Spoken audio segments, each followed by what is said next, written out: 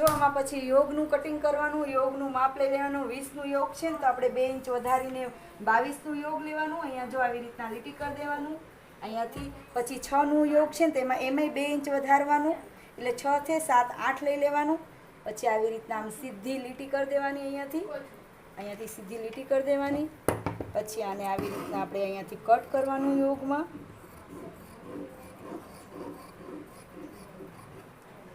આવી રીતના આને કટ કરવાનું અહીંયાથી આવી રીતના શેપમાં.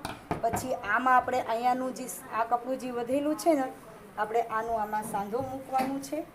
આમાં આપણે આનું આવી રીતના સાંધો મૂકવામાં આવશે. જો આવી રીતના આમાં આવી રીતના આમાં સાંધો મૂકવાનું આવશે. આમાં જો અહીંયાથી આ મૂકી દેવાનું.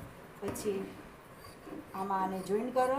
હવે આની સિલાઈનું અને એમાં સલવારને મોરી કેમ લગાડવાનું, સીવાનું કેમ, એ રીતના હું તમને નેક્સ્ટ પાર્ટની વિડીયોમાં શીખવાડું. તમને અમારી વિડીયો ગમે તેમાં લાઈક કરો, સબસ્ક્રાઈબ કરો અને એને શેર કરો.